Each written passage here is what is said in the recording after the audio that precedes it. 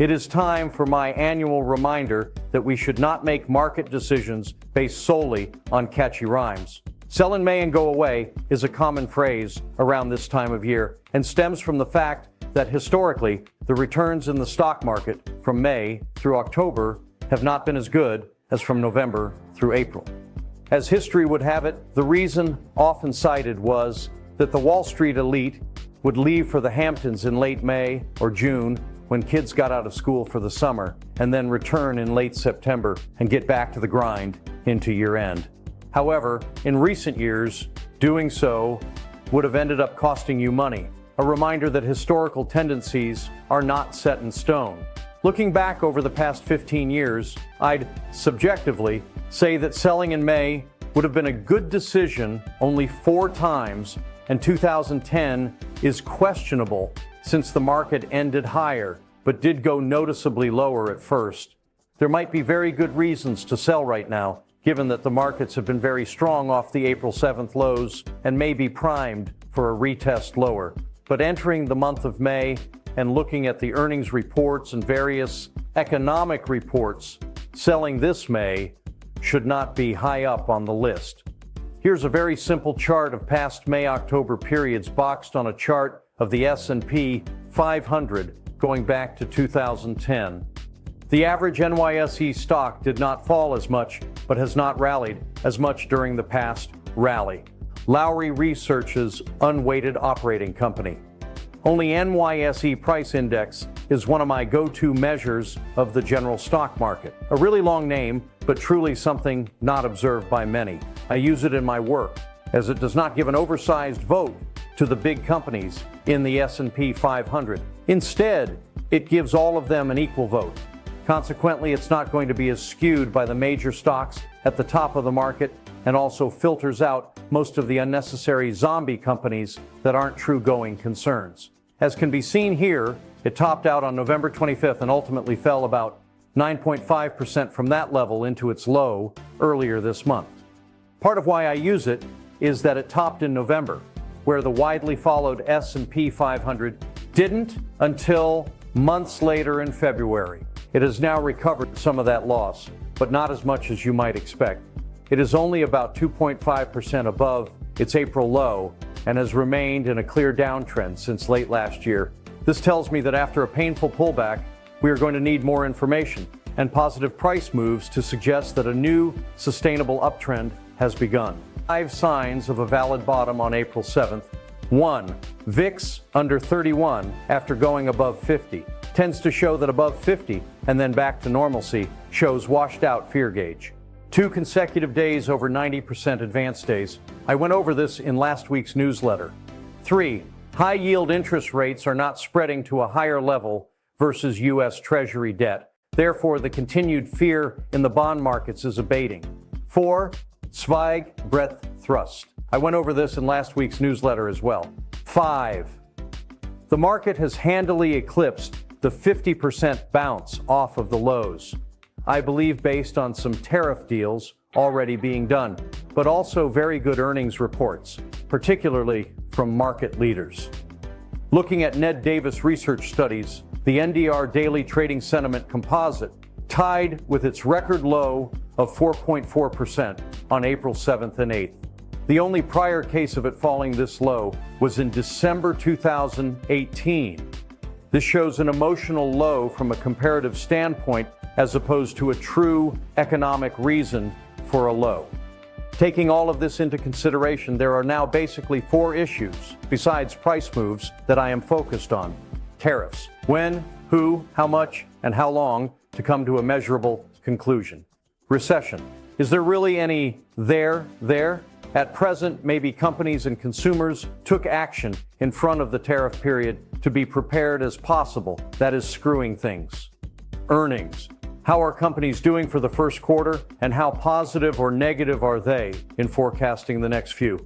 Current markets. The activity of markets coming out of the dreadful first quarter of a new presidential term, and how we look in the current snapshot seem to coincide and be quite telling. Tariffs. The data may worsen before it gets better, as measured by a lack of daily input on the progress of the negotiations, but don't rest on a seldom used negotiating tactic. Tariff effects are extremely idiosyncratic across sectors, industries, and firms, varying dramatically based on product, business model, and supply chain architecture. To try and handicap the overall economic effect is really quite difficult, particularly when President Trump is not showing his hand in the negotiation. But the one persistent theme is that U.S. businesses have a long and proven track record of resilience and ingenuity. Jim Cramer, in his Mad Money show last week, interviewed the chairman of Dover Corporation. In the interview, the chairman brought us that he called a management meeting in early April in front of the tariff announcement. He said that they adjusted their revenue forecast by 1% only. U.S. companies simply figure out how to figure it out. As we've long said, once firms know the rules, they can adjust and continue on their way to generating profits. Just as the Dover chairman had stated, if they know where the boundaries are, they will know what should be done to maximize efficiencies and profitability. We have little reason to believe that won't be the case again, whether the destination is an income statement recession, anemic growth, or more benign cooling. Recession. Noise about tariffs, business uncertainty, a constitutional fight, and a drop in stock prices had already created fear of a recession. When real GDP declined in the first quarter of 2025, some started to question if a recession is already here. Let's take a deep breath and consider the facts. Yes, real GDP dipped at a negative 0.3% annual rate in Q1, the first decline for any quarter since 2022. But the main reason was that trade with other countries accounted for the largest drag on the economy for any quarter since at least 1947, as both consumers and companies loaded up on goods from abroad before higher tariffs kicked in.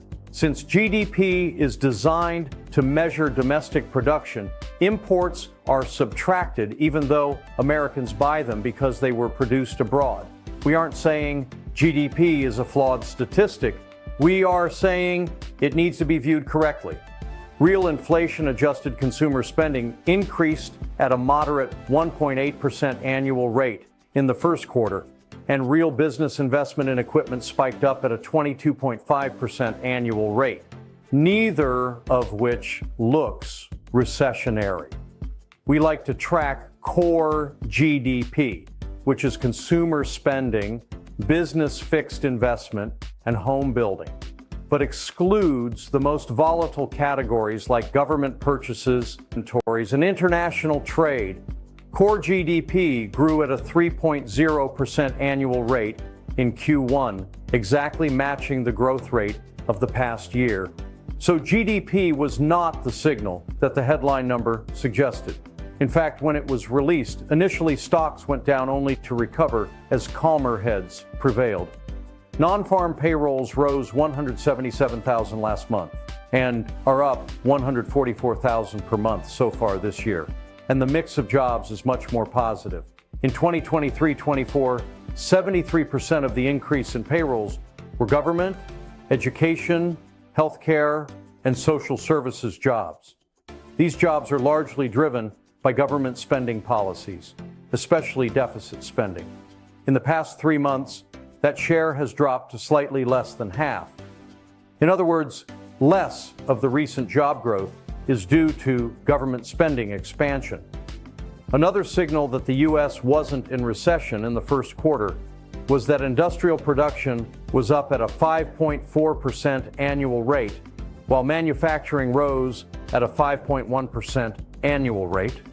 Instead, the slippage in real GDP reminds us of the decline in early 2022, when many analysts and investors, as well as conservative political commentators, were quick to declare a recession, even though the decline in GDP, like in quarter one this year, was driven by one-off factors like inventories and trade, while the job market and industrial production kept growing.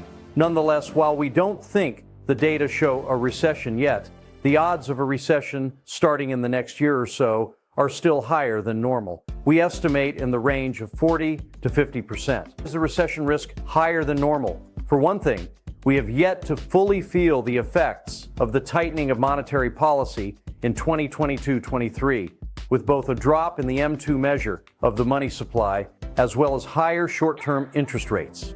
The bottom line is that it's unlikely a recession has started yet, but investors should remain alert. Earnings.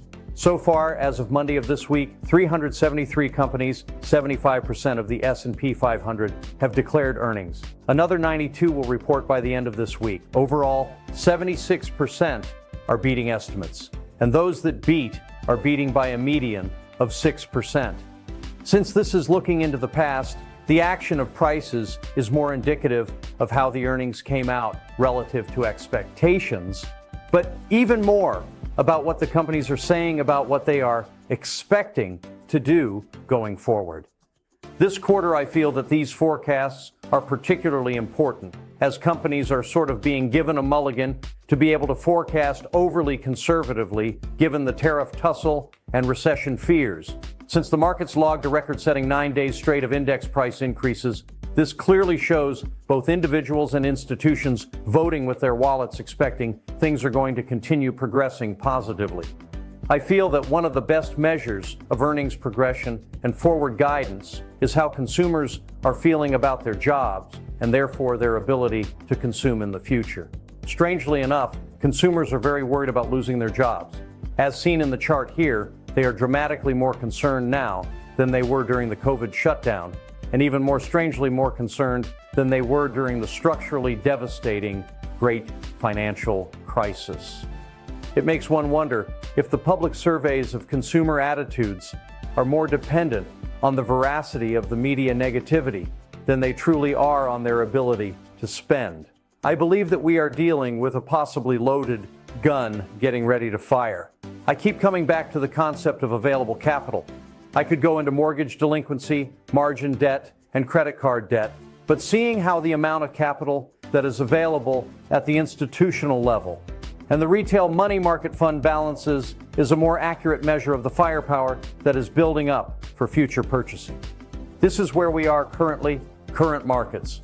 In the last few weeks, I have taken a lot of time to illustrate the extreme levels that the current market has gone to, and in the last 2 weeks seem to have partially recovered from.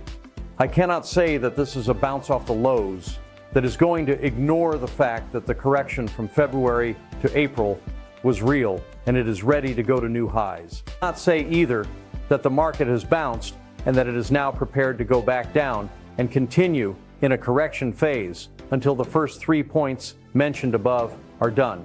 Here is the picture of exactly what the market has done. I have labeled the current level as a major pivot point. I say this because a bounce is just a bounce until it erases the damage that has been done.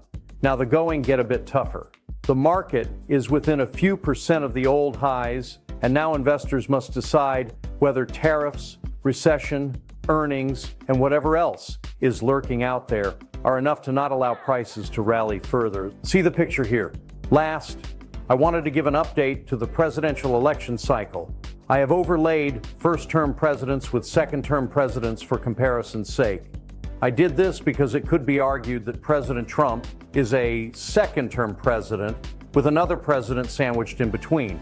As can be seen, in both cases, going back to 1929, the period after the first quarter has been quite strong, and that difficulties begin sometime in the third quarter. This is when the first term and the second term begin to act quite differently. Still, they both recovered quite nicely in the sell in May period. In closing, I want to ask you all to read the Wall Street Journal op-ed by current U.S. Treasury Secretary Scott Bessent. That was in Monday's Journal. It was titled, "Trump's 3 Steps to Economic Growth." I find this a very interesting article as it is not aligned with current media opinion and seems to articulate a roadmap for what could be a robust U.S. economy. Please make the time to read this. As always, please contact us if we may be of assistance.